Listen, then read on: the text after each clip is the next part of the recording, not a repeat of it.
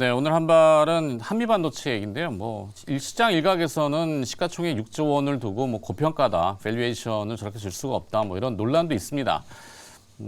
근데 이제 밸류에이션이라는 게 사실 현재의 스팟을 놓고 과거하고만 비교하고, 그러니까 과거에 흘러온 거하고 현재까지만 놓고 밸류에이션을 하는 게 아니라 미래를 분명히 내다보는 가치 부과를 해야 되겠죠. 부가가치죠.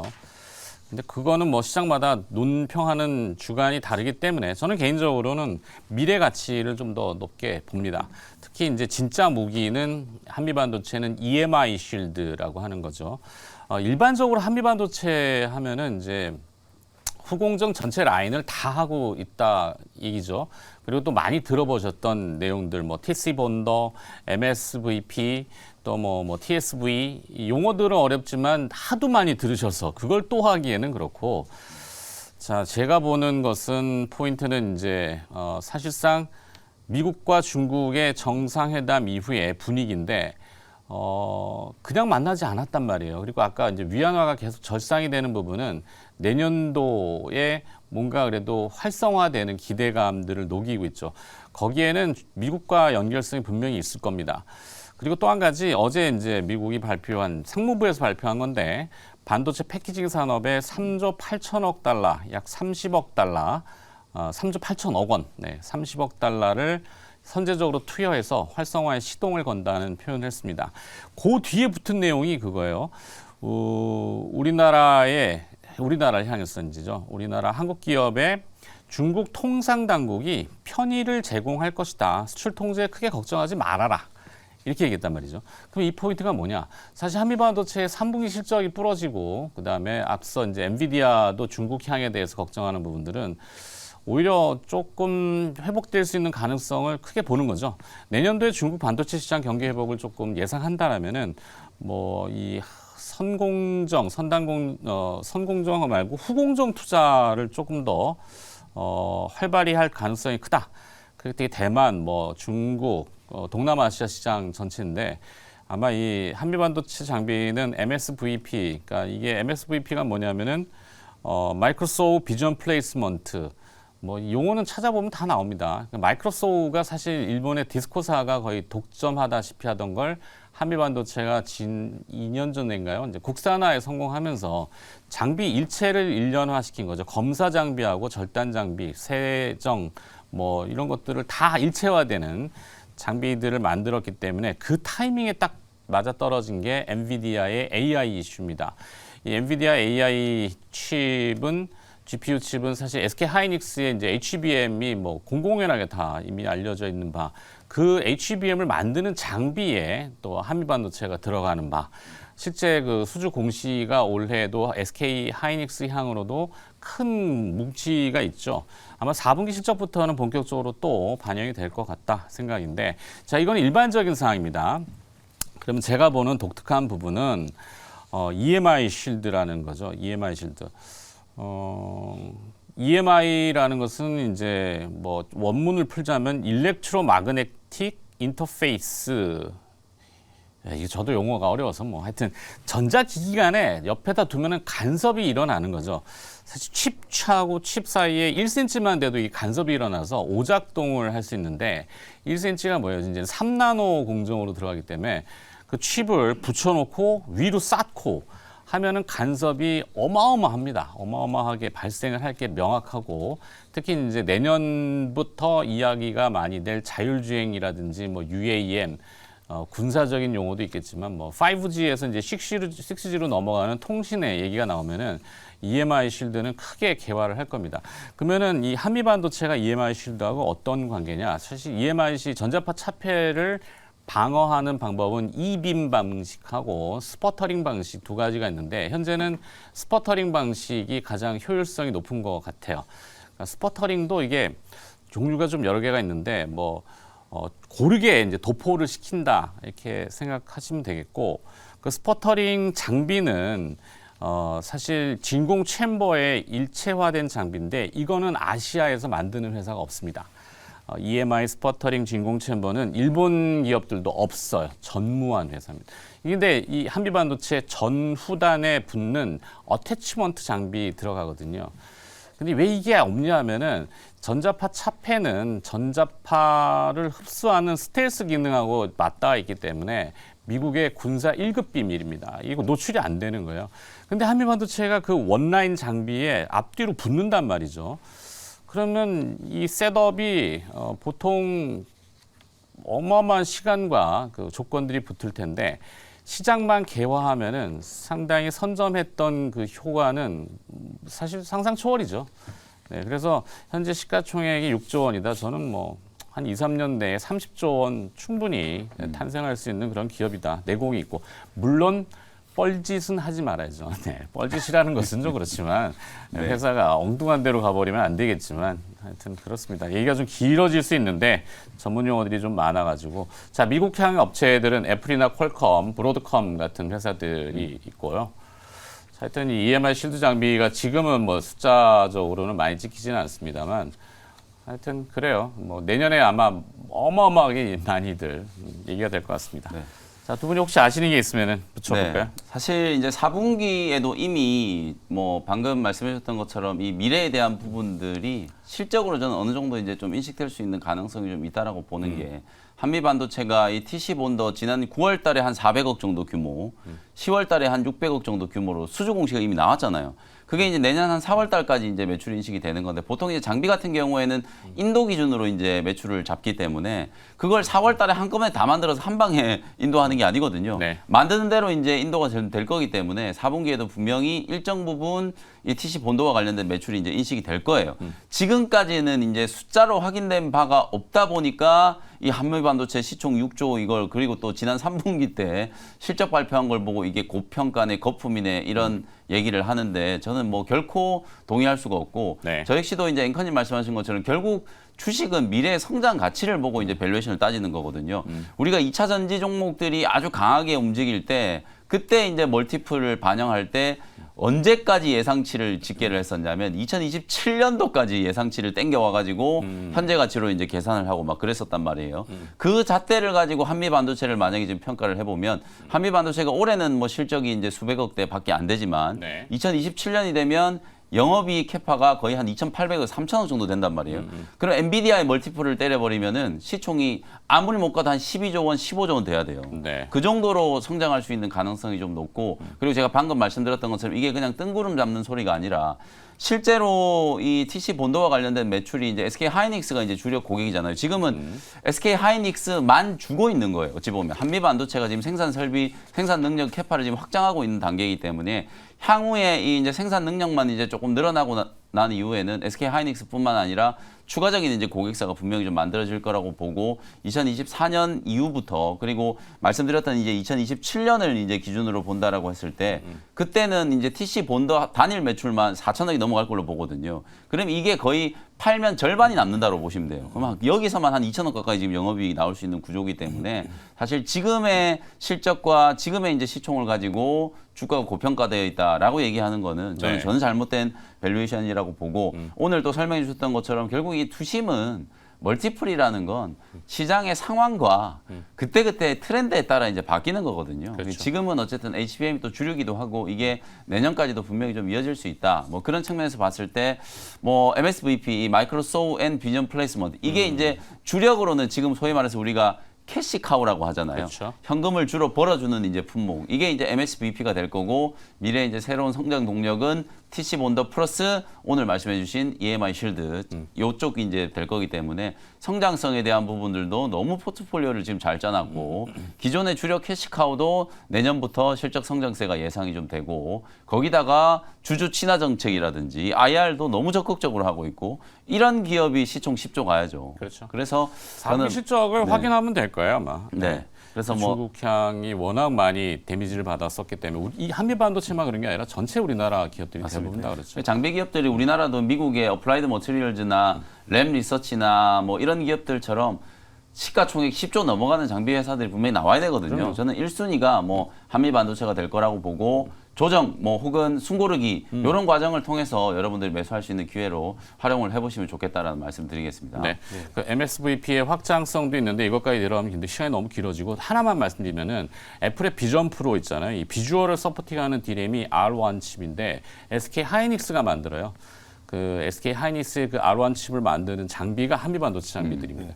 이건 뭐 끝판왕이죠, 사실은. 뭐. 방금 말씀하신 것처럼 사실상 이제 EMI 실드 장비 자체가 사실 4차 산업혁명의 가장 핵심 장비라고 좀 그럼요. 판단이 되고 있어요. 유해한 전자파를 차단하는 거기 때문에 뭐 전장 사업에도 들어가고 우주, 항공, 뭐 5G, 6G에도 들어가고 방금 말씀하신 것처럼 비전 프로, 뭐 메타버스 기기에도 다 접목될 수밖에 없는 거기 때문에 아까 뭐 말씀드렸던 뭐 TC 본도 장비의 어떤 수요 증가는 계속 이어지고 있는 상태고 또 비전 플레이스먼트 관련해서도 글로벌 1위 기업이기도 하고 하다 보니까 결국 4차 산업의 어떤 성장과 함께 한미 반도체의 장비 수요는 증가할 수밖에 없다고 보고 있어서 네. 좀 기준 같은 종목이다. 다만 신고가인 종목들은 항상 고평가 논란이 따라올 수밖에 없는 거기 때문에 그렇죠. 뭐 그런 부분들은 잘 참고하시면 될 것 같습니다. 어떻게 찬 티만 있겠습니까? 맞습니다. 그렇죠.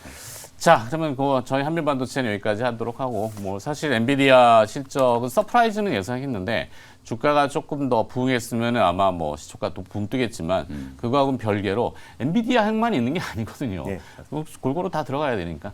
자, 그 김준호 매니저의 한발 리뷰부터 요청이 들어왔는데 뭐 했었죠? 폴라리스 오피스라는 폴라리스 종목을 이제 오피스. 첫 종목으로 했는데 아, 네. 그때가 이제 막 그 샘 올트만이 이제 해임됐다라는 소식이 나와가지고 월요일 날 이제 말씀드렸던 종목이에요. 그래서 오히려 AI가 이제 그 여파로 조정이 나온다고 했을 때 조정 시 매수의 관점으로 접근하자라고 말씀을 드렸었는데 그리고 나서 이제 그 당일날 한 2% 정도 상승으로 마감했고 또 어제 같은 경우 시간에서 6% 올라서 6.69% 반등이 나와주면서 이제 최고가 기준으로 한 9% 정도, 9.6% 정도 반등이 나와줬습니다. 네. 근데 뭐 폴라리스 오피스는 이 오피스 앱 자체가 지금 테슬라에 공급을 했고 결국 또 SDV 전환에 있어서 미래 모빌리티에 있어서 앞으로 이제 폴라리스 오피스가 그쪽에 이제 계속해서 지금 사활을 걸고 있고 투자를 확대하고 있는 상태다 보니까 지금 기아차도 지금 CES 행사에서 SDV를 미래 모빌리티로 선보인다고 했잖아요. 그랬을 때 폴라리스의 어떤 이 앱의 어떤 수요가 증가할 수 있고 또 뿐만 아니라 결국에 이제 매출 성장이 좀 바르게 증가되고 있는데 이제 폴라리스 세원 자회사 이제 폴라리스 세원이 자동차 부품업체인데요. 연결 편입이 되면서 전년 동기 대비해서 매출이 700% 급증했고 또 그리고 10월부터 테슬라의 이제 오피스 앱이 이제 공급이 되기 시작했기 때문에 4분기부터 이제 꾸준한 매출 지속적인 성장이 좀 기대가 된다라고 좀 보고 있습니다. 그래서 뭐 당연히 뭐 홀딩 관점으로 좀 보고 있고요. 그래서 지난번에 제가 목표가를 설정해 드릴 가격이 한 5,500원 정도라고 보고 있는데 뭐 계속해서 홀딩 전략으로 취하도록 하겠습니다. 좋습니다. 네. 폴라리스 오피스 리뷰했고 그다음에 오늘 한 발은 어디를 또 바라보고 있습니다. 오늘은 자동차 부품 관련해서 화신이라는 종목을 좀 가져와 화신. 봤어요. 김준호 매니저 유행어 있잖아요. 네, 두통엔 펜잘, 부품엔 화신이다라는 말로 네. 제가 올해 상반기 내내 말씀을 드렸었는데 약간 백화점 이름 같긴 하지만. 맞아요. 그래야 이제 귀에 쏙 박히니까 네, 그렇게 네. 말씀드렸어요. 근데 캐치플레이를 갖는 건 좋죠. 네. 맞습니다. 그래서 일단 아까 셀트리온 그룹주처럼 이미 뭐 주가의 악재는 충분히 주가에 반영이 됐다라고 좀 보고 있고 이제 화신 같은 경우는 일단 현대차와 이제 같이 공동으로 미국 시장에 진출한 자동차 부품 기업 중에서 가장 탑픽 기업이다라고 보시면 될 것 같아요. 그래서 같이 진출한 기업들이 뭐 성우하이텍도 있고 아진산업 많은 기업들이 있는데 그 중에서 이제 미국 내 매출 순위가 이제 1등이다 보니까 사실상 이제 화신이란 기업이 미국 내 자동차 부품 기업 중에서 가장 가파른 상승이 나와줬다라고 보고 있는데 지금 일단 현대차 그룹 자체 같은 경우는 지금 미국의 IRA 규제로 인해서 보조금 혜택을 아직까지는 못 받고 있는 상태잖아요. 폭스바겐은 받고 있고 미국 현지 자동차 그룹들은 다 받고 있는데 지금 약간 악조건 상황에서도 지금 북미 지역 내에서 테슬라 다음으로 전기차 판매량이 지금 2등입니다. 근데 만약에 내년에 지금 이제 조지아주 공장 지금 조기 착공이 들어갔고 내년에 완공이 예정이다 보니까 만약에 완공돼서 다시 한번 현대차 그룹도 보조금 혜택을 받게 된다고 했을 때 그랬을 땐 점유율이 더 폭발적으로 증가할 가능성이 높다라고 좀 보고 있고요. 근데 만약에 또 트럼프 대통령이 당선이 된다고 했을 때는 또 이 IR 규제를 폐지한다고 하잖아요. 그럼 지금 현재 IRA 규제를 받고 있는 뭐 테슬라를 비롯한 뭐 폭스바겐 또 그리고 미국의 포드, 뭐 클라이슬러 같은 자동차들은 지금 보조금 혜택을 받고 있기 때문에 만약에 똑같은 조건으로 간다고 했을 때는 현대차가 유리할 수밖에 없습니다. 현대차가 보조금 혜택을 못 받고 있음에도 불구하고 지금 점유율이 계속해서 늘어나고 있기 때문에 뭐가 됐든 간에 결국 현대차가 2024년도에 미국 시장 내에서의 어떤 매출이 증가할 수 있다라는 거는 뭐 기정사실화돼 있다라고 보고 있고 또 국내 상장된 모든 기업들 중에서도 사실상 현대차, 기아차가 지금 영업이익 기준 삼성전자를 제치고 1분기, 2분기 다 지금 1등, 2등을 다 현대차, 기아차가 1등, 2등이잖아요. 그래서 네. 실적에 대한 기대감 좋고 또 내년에 금리 인하 기조로 돌아간다고 했을 때 가장 이제 고금리 또 그리고 고환율 또 그리고 고물가에 취약한 자동차 산업이 또 회복될 가능성이 높다고 보고 있어요. 그래서 그런 많은 영향 때문에 현대차 주가가 못 갔고 또 자동차 부품 관련 종목들이 고점 대비해서 거의 뭐 반토막 이상 조정이 나왔던 거는 아무래도 이제 원자재 가격이 급등하면서 러우 전쟁으로 인해서 원자재 가격 급등으로 인한 어떤 마진폭이 줄어들었어요. 근데 다만 러우 전쟁도 이제는 언젠가는 끝날 것이고 또 그리고 또 이제 뭐 그 이스라엘 또 팔레스타인 관련된 어떤 전쟁도 뭐 휴전 얘기가 좀 나와주고 있는 만큼 원자재 가격도 최근에 좀 안정세에 들어갔다는 점을 놓고 봤을 때 자동차 부품의 어떤 마진도 증가할 수밖에 없다라고 보고 있습니다. 그리고 화신 같은 경우는 인도가 지금 테슬라도 지금 인도에 지금 집중 투자를 하고 있고 현대차도 지금 인도 공장에서 지금 점유율을 늘려가고 있는 상황인데 인도 내에서도 현대차와 공동으로 진출한 자동차 기업들 중에서 화신이 또 점유율 또 1등이에요. 그러다 보니까 미국 시장이 됐던 인도 시장이 됐던 앞으로 이제 뭐 화신의 어떤 매출 성장은 기여될 수밖에 없고 또 모델 X와 모델 S 테슬라에도 브레이크 페달을 또 공급하고 있는 기업이기도 합니다. 그래서 사이버 트럭에도 공급할지 안 할지는 모르겠지만 결국 이제 이 GMP에 이제 바디와 샤시를 공급하고 있는데 또 폭스바겐 MEB 플랫폼에도 또 바디 샤시 부품을 공급하고 있기 때문에 네. 결국 자동차 산업이 또 확산되고 또 내년에 본격적인 현대차의 어떤 판매량 증가와 또 북미 시장 내에서의 점유율은 더 늘어날 수밖에 없다고 보고 있기 때문에 결국 화실한 종목을 오히려 지금같이 충분한 조정이 나왔을 때 접근하는 게 유효하다라고 판단돼서 가져왔습니다. 그래서 매수가 전략 바로 말씀드릴까요? 네네네. 네. 일단 매수가는 뭐 지금 현재 11,840원인데 11,500원을 좀 매수가로 말씀드리도록 하겠고요. 그리고 목표가는 12,800원 그리고 손절가는 9,900원 말씀드리겠습니다. 좋습니다. 네. 자, 주식 래퍼 우리 김준호 메이저는 네. 쉼없이 네. 한달음에 네. 네. 중독성이 있네요, 그것도. 어떤 분이 저한테 아가미로 숨으시냐라고 네. 말할 정도로 네. 아가미 여기로 가죠. 여기가 아가미. 예, 예. 네. 좋아요. 하여튼 뭐 그것도 스킬이고 능력이니까. 그래도 귀에 쏙쏙 들어오잖아요. 그래서 두통은 펜잘, 부품은 하신. 요것만 기억하시면 될 것 같아요. 이게 또 이따 방송하는데 자꾸 오리 생기겠는데. 네. 자, 김명민 매니저는 리뷰할 게 되게 많아요. 어제 아, 뭐 네네. 칩 시리즈들 뭐 쭉 날렸는데 그렇죠. 쭉 뭐 주가도. 이게 제가 역순으로 그냥 한꺼번에 쫙 리뷰를 좀 네. 해드려 볼게요. 이게 여러분들이 좀 주목하셔야 되는 게 이게 뭐 수익률이 좋았다 보다는 결코 이게 우연이 아니었다. 제가 이 HBM 관련된 종목들이 이제 조금 숨고르기 할 때 오히려 이제 이런 팹리스, 칩리스 기업들이 이제 주목을 좀 받을 수 있다. 그리고 파도 관련된 이런 사태들이 벌어질 때 오히려 다른 이제 생태계 안에 있는 알짜 기업들을 좀 주목을 해야 된다. 그런 컨셉으로 이제 연달아서 이제 이런 칩리스, 팹리스 기업들을 쭉 소개를 좀 해드렸었는데 일단 11월 13일 날 텔레칩스 28,000원 목표가 제시를 해드렸는데 어저께 텔레칩스도 상당히 좀 강했어요. 그러면서 이제 목표가를 시원하게 이제 터치를 하면서 사실 한 수익률이 한 21.8% 그러니까요. 최고가 대비하면 시장에서는 왜 오르는 거야? 자꾸 물어보던데. 그렇죠. 왜 올라가는지 제가 조금 이따 설명드리도록 하겠습니다. 두 번째 이제 가온칩스도 지난주에 이제 소개를 해드렸었는데 가온칩스도 어저께 이제 목표가 달성을 했어요. 네. 43,000원 목표가 달성을 하면서 한 15.4% 정도 이제 수익을 좀 기록을 했고 그 다음에 어저께 정말 많은 분들이 도대체 칩셋 미디어 왜 가는 거냐 뭐 이런 얘기를 많이 하던데 그러니까요. 어제 제가 아침에 칩셋 미디어 ARM 이슈 같이 이제 분석해드리고 그다음에 실제 이제 우리나라 이제 팹리스 그다음에 특히 디자인 하우스 기업들의 가치가 오히려 조금 더 좀 증가되어야 된다라는 부분들을 설명드리면서 비디오 IP의 가치. 맞습니다. 비디오 IP와 그리고 내년도에 혹시나 있을지 모를 NPU 라이센스와 관련된 기대감 이런 것들이 이제 좀 반영되면서 주가가 이제 좀 급등했다라고 보시면 되거든요. 칩셋 미디어 같은 경우는 사실 어저께 이 무상증자 권리락에 따른 약간 착시 효과도 분명히 이제 주가 상승에 동력이 좀 됐었던 것 같기도 하고요. 네. 실적이 상당히 좋거든요. 오늘 제가 리뷰해드렸던 텔레칩스, 가온칩스, 칩셋 미디어 이 세 기업 전부 다 흑자 기조가 나타나고 있는 기업들이고 삼성전자의 시스템 반도체, 파운드리 어떤 생태계 조성, SK 하이닉스, HBM 공격적인 투자 이런 부분들과 직간접적으로 모두 관계가 있는 기업들이 텔레칩스, 뭐 가온칩스, 칩셋 미디어. 특히 이제 향후에는 AI 반도체 시장이 오면 이 시스템 온칩, SoC가 워낙 좀 중요할 수밖에 없기 때문에 그런 부분들과 관련된 역량을 가지고 있는 기업들 그리고 플러스 알파로 최근에 이제 자율주행 관련된 종목들이 좀 강하게 이슈를 받고 있잖아요. 네. 요 세 기업 전부 다 또 차량용 반도체 매출이 좀 높은 기업들이에요. 그래서 세 기업이 이제 공통적으로 좀 강하게 좀 상승을 했다. 이렇게 이제 보시고 주가 자체는 뭐 이제 칩셋 미디어는 약간 이제 뭐 신고가를 좀 뚫었기 때문에 조금 이제 부담스러운 위치일 수 있으나 텔레칩스라든지 가온칩스 같은 경우에는 뭐 오늘 아침에 매수를 하셔도 크게 부담스럽지 않을 정도로 추가적인 상승 여력이 좀 남아 있다. 이렇게 리뷰를 좀 해드리겠습니다. 네. 자, 그러면 또 김영민 매니저 오늘 한 발 들어봐야죠. 어디로 네, 갈까요? 시간이 없으니까 빠르게 하도록 하겠습니다. 오늘 이제 빌드업을 사실 이제 제가 제약 바이오 쪽으로 하려고 탑픽도 이제 CMO 이렇게 얘기를 했는데 중간에 이제 반도체 얘기하다가 다시 이제 제약 바이오 쪽으로 한올 바이오 파마라는 기업을 좀 설명을 좀 드리도록 하겠습니다. 네.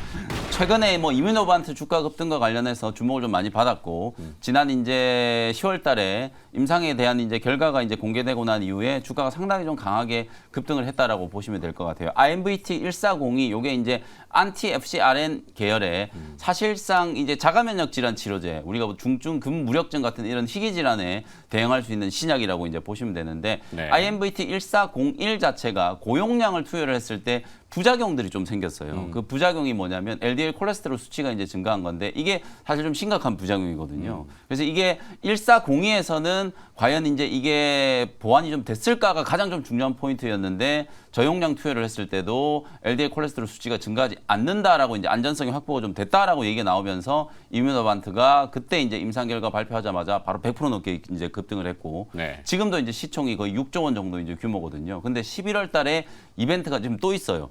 이제 고용량으로 반복 투여를 한 거에 대한 이제 임상 결과가 발표가 될 거거든요. 저용량에서도 이제 부작용이 없었는데 고용량에서까지 부작용이 없다 이러면 진짜 이건 이제 베스트 인 클래스가 될 수 있는 후보 물질이라고 보고 그러면 또 이뮤노반트 주가가 다시 한번 또 상승할 수 있고 한올 바이오파마 주가도 마찬가지라고 이제 보여지기 때문에 뭐 그런 측면에서 봤을 때 이슈가 좀 될 수 있는 기업이다. 주가는 이제 조금 올라와 있습니다만 이뮤노반트 주가 시총이 제가 6조가 넘어간다 그랬잖아요. 네. 올해 들어서만 주가가 벌써 한 4-5배 올랐는데 한올 바이오파마는 뭐 그래봤자 한 100% 조금 넘게 이제 상승을 한 거기 때문에 추가적인 상승 여력이 충분히 있다. 이렇게 이제 보시면서 대응 전략을 세우시면 될 것 같고요. 가격 전략 한번 말씀드려 보도록 하겠습니다. 어제 종가 36,500원 정도 이제 매수 포인트 잡아보시고 1차 목표 가격은 43,000원, 손절 가격은 31,000원 정도로 가격 전략 참고해 보시면 되겠습니다. 네. 자, 그렇게 들어봤어. 네. 김영 매니저는 네, 시간이 김준호 매니저가 좁혀가지고. 하도 이거를 네. 잘 털어가지고 해서 혼이 빠져버렸네. 자, 한올 바이오 파마를 김영 매니저가 해주셨고 김준호 매니저는 화신, 네, 오늘 한미반도체 이렇게 정리하도록 하겠습니다. 두 분 오늘 또 고생하셨고요. 내일 다시 뵙도록 할게요. 고맙습니다. 네, 감사합니다.